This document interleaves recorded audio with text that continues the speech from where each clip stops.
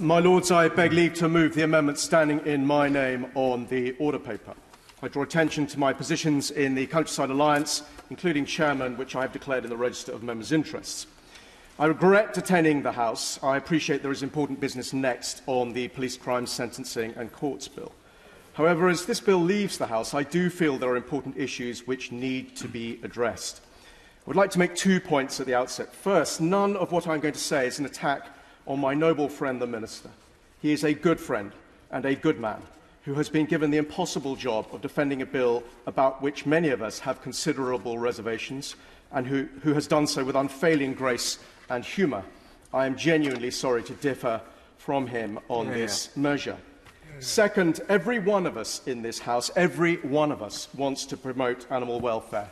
I certainly do. I feel strongly that animals must be treated properly. But whatever the good intentions of those promoting this bill, I fear that it is not a wise measure as drafted. In fact, if we take a step back, it is actually an incredible measure. It seriously proposes that the effect of any government policy on the welfare of animals may be considered by an unfettered statutory committee. And ministers must respond to this committee's reports.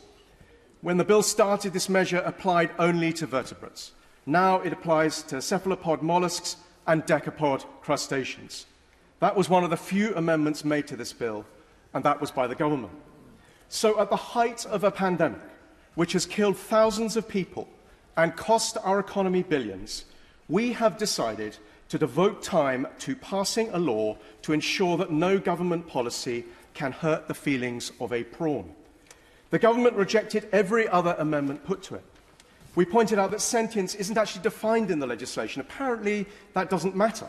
What matters is that ministers must have regard to sentience, even if we don't know what it actually is. We asked for safeguards to ensure the expertise of the committee's members. We were told that such protections weren't necessary. We asked for constraints to the committee's scope. We were told that limits to the committee's unfettered remit weren't necessary either. Crucially, we asked why the balancing provisions in the Lisbon Treaty, which specifically exempt religious rights, cultural traditions and regional heritage, were not included. Why this bill goes so much further than the EU measure which it claims to replace. We were told that this balancing provision wasn't necessary either. In fact, apparently no change was necessary. The government has been able to ignore every single concern expressed largely on this side by relying on the kindness of strangers, uncritical support for the measures which would have guaranteed the defeat of any amendment. And I wonder if the government will come to regret that. I'm sure ministers do not intend that this new committee will get out of hand. I'm sure they intend to appoint sensible people on it. I'm sure they believe their own rhetoric when they say that ministers decide, so they will resist the committee's recommendations if necessary. But this is of little reassurance when the government has already capitulated in the face of a social media campaign to introduce the committee in the first place. It's like saying, don't worry, we're going to make sure the burglar won't take anything from your house, but we're going to let him in to make helpful suggestions about your security. This committee will set its own priorities. It will decide its own agenda. It will rove across government at will and demand answers to its recommendations. The government may believe it's answering public concern by setting up the committee in this particular way, but I fear it's making a massive rod for its own back. This measure departs from the usual practice of taking careful and specific steps to ensure animal welfare by injecting a broad and ill-defined principle into our public administration. And the danger is that in doing so, it will effectively, if unwittingly, hand an institutional footing to the animal rights agenda. We are giving that single-issue ideology, one which can be uncompromising and extreme, leverage and power without thinking through the consequences. My Lords, we're trying to beat a mutating virus. We're trying to level up to build back better. We need government to take better decisions and more quickly. We need to get things done faster. Yet we're putting in place a barely constrained mechanism which is simply bound to glue up government. And I'm afraid I do differ with my noble friend in that. At best, even with sensible people in place, the committee will put spanners in the works because, frankly, that will be its job.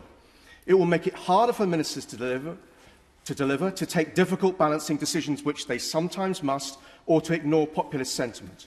And at worst, without the necessary safeguards in place, the committee risks becoming a Trojan horse, used especially to attack wildlife management, farming, or the well-being and way of life of our rural communities.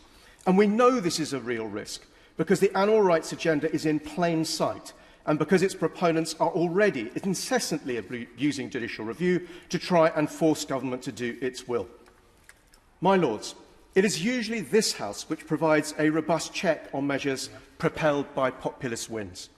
Yet we have passed this bill with almost no amendment except to extend its scope to beasts such as cuttlefish. Some noble lords may remember that 30 years ago it was only the sober intervention of this House which prevented the Dangerous Dogs Bill from inadvertently making it a strict liability, imprisonable offence for a dog to cause injury by accidentally knocking someone off their bicycle. That bill had foolishly been driven through all its common stages in a single day. But today, we're showing ourselves more inclined to bend without sufficient thought to populism, and now it will fall to members of the House of Commons to address the deficiencies in this proposal. My Lords, we all want to advance animal welfare, but the sentience provisions in the Lisbon Treaty had little or nothing to do with a succession of admirable legislation which for over a century has been passed by this Parliament. In fact, with Brexit, we have the freedom to pass laws to protect animals that would not have been possible before, for instance, to address puppy smuggling. Even before this sentience bill is passed, other government bills to protect animals have been introduced or announced, which only goes to prove that this bill, creating this committee in this way, isn't necessary to protect animals. My Lords, in conclusion, I have offered these remarks in the hope that even as this bill leaves this House, there is still a chance that its serious deficiencies will be addressed, and that we will return to focusing on specific, workable measures to improve the welfare of animals in ways which we all want to see and can all support. My Lord, I beg to move. The question is that the amendment in the name of Lord Herbert of Southdown